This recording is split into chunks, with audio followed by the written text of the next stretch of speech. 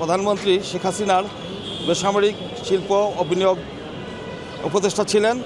তিনি ভুয়া প্রতিষ্ঠানের মাধ্যমে বাংলাদেশ থেকে 136 কোটি 98 লক্ষ 28,620 টাকা দেশের বাইরে পাচার করেছেন এবং সেই অর্থ নিজেদের মধ্যে হস্তান্তর, রূপান্তর ও স্থানান্তরের মাধ্যমে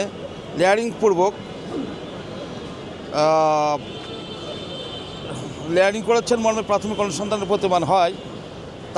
তাকে আজকে বিজ্ঞ আদালতে আনা হয়েছে এবং তাকে রিমান্ড, দুদকের পক্ষে 5 দিন রিমান্ড চাওয়া হয়।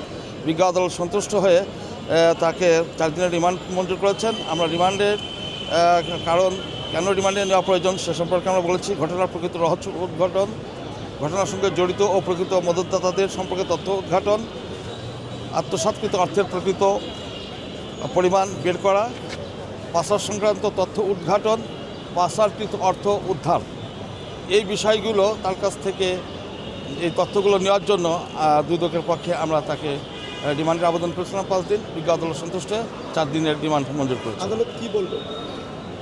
আদালত আমাদের বক্তব্য শুনেছেন এবং আসামি পক্ষের বক্তব্য শুনেছেন। দুই পক্ষের বক্তব্য শুনে আমাদের বক্তব্যে উনি সন্তুষ্ট হয়েছেন। সন্তুষ্ট হয়ে উনি 4 দিনের রিমান্ড মঞ্জুর করেছেন। হ্যাঁ, আজকে উনি উপস্থিত ছিলেন। হ্যাঁ, এটা মোট আয়ও উপস্থিত ছিলেন কোর্টে। আয়ও বলেছেন যে এইরকম আরও মোট 10টি মামলা, তার মধ্যে এই 1টি মামলা আজকে শুনানি হলো, আরও 9টি মামলা আছে।